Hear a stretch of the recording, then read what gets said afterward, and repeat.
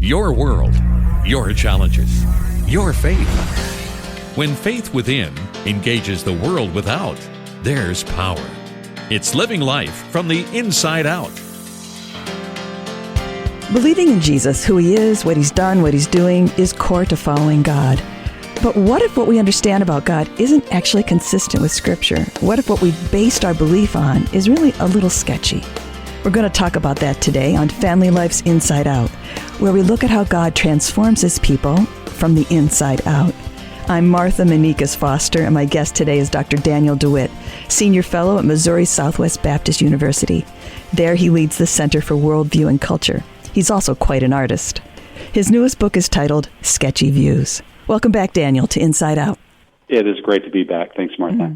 The last time we spoke, we talked about children and fear because that was the topic of your children's book. I'd like to focus today on young adults. So, Daniel, you spent a lot of time with college students, often ones who believe in Jesus. What would you say are the strongest influences right now that work to pull them away from Jesus? Well, I think one of the strongest influences is simply the world. And the Scripture teaches us that the world, the flesh, and the devil are all going to be agents of temptation for us. But I think that often Christian young people will make their experience in the world the chief authority by which they think about God. Uh-huh. And I'm reminded of a line from a Christian rap artist who said, God made you in his image, and he didn't ask you to return the favor. I really enjoyed that line in your book. Yeah, I think sometimes it's easy to think, what does it feel like to live in the world? And we project that onto God. And if we're not careful, we'll retread our theology to line up with our experience. Mm-hmm.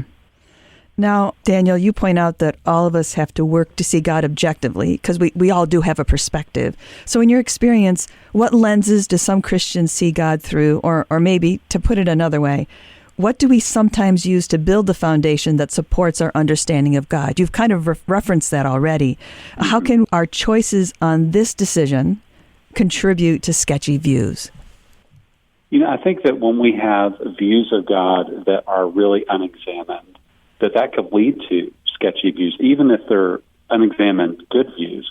Because if we don't think critically about why we believe them, we won't develop the proper tools to explore other areas of belief. So I think unexamined beliefs are unhelpful. I also think that unfounded beliefs can be sketchy as well. And what I mean by that is there are certain biblical positions that Christians can debate over that aren't entirely clear in Scripture. Mm-hmm. And that's what I mean by unfounded. And it's not wrong to have a view on, say, whether or not Adam and Eve had a belly button, right? That's sometimes a joke about a theological topic. Mm-hmm. It's not wrong to have views that are a bit speculative, but when we become dogmatic about things Scripture isn't clear about, that becomes sketchy as well. I think also another category would be uncharitable views, beliefs that we hold that are true, but it's not truth in love. And then finally, I would say views that just contradict the Bible are the easiest ones to spot, views that are against the clear teachings of Scripture. Mm-hmm. I have a friend who was also an author who would say to respect the silences of Scripture. Those things that Scripture speaks on only briefly are not ones that we should be pinning our theology on. Yeah.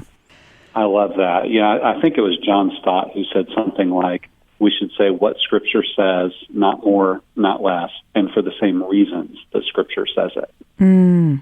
I love that. Well, Daniel, allow me to welcome those just joining us. You're listening to Inside Out on Family Life. I'm talking today with Dr. Daniel DeWitt, whose newest book is titled Sketchy Views.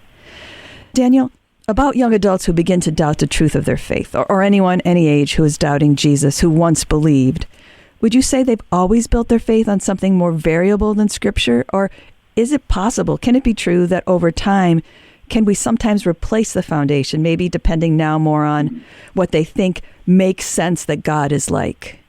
Yeah, I think there's a difference between Demas, who Paul talks about, who went away because he loved this world, and then we don't really hear of Demas again. Mm-hmm. There's a difference between the Demas and the John Mark, who went away for a time but came back, or a Peter who denied Jesus in the moment, who very likely, I would argue, this is a whole other conversation, that John says there was another disciple who let him into the courtyard. I think the other disciple was likely Judas because of his proximity and relationship to the high priest. Wow. There's a difference, in that courtyard between Peter who's denying Jesus, and a Judas who's, shortly thereafter going to take his own life.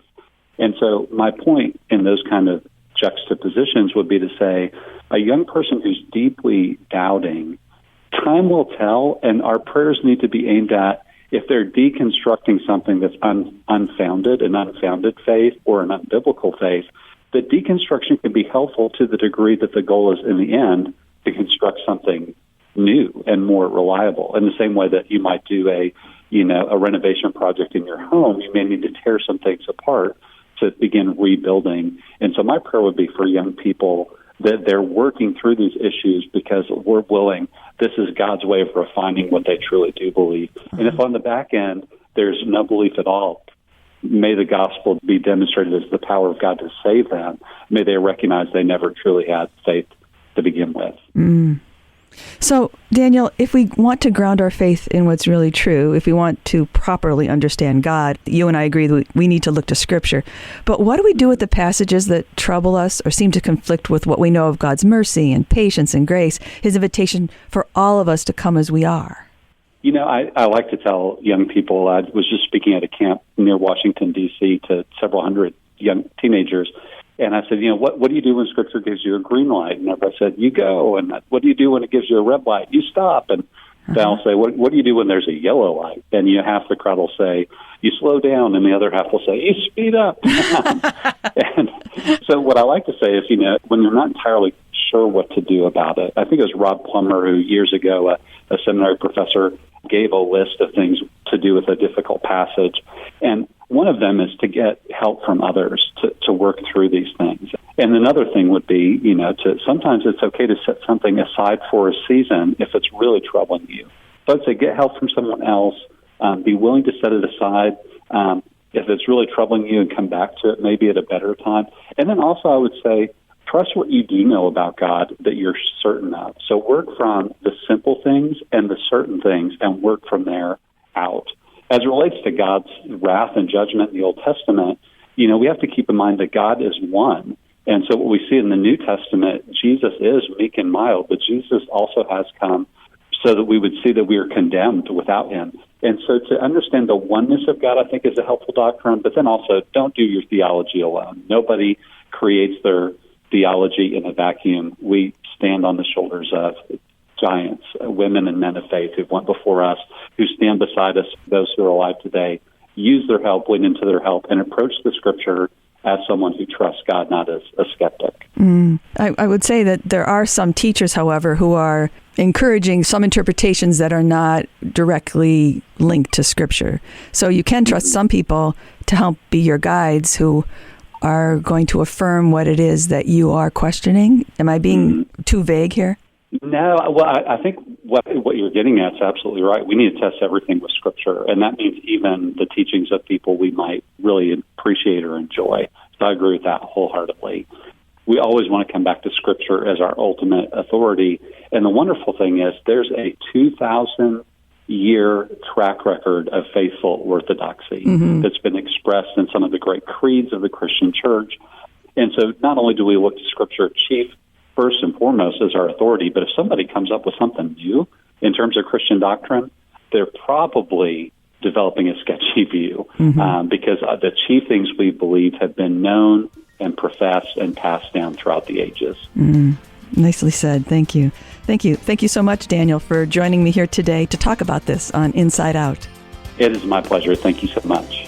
My guest has been author and Professor Daniel DeWitt, whose newest book is titled Sketchy Views. Learn more about Daniel on his website, theolatte.com. That's TheoLatte.com. I'm Martha Manikas Foster with Inside Out on Family Life.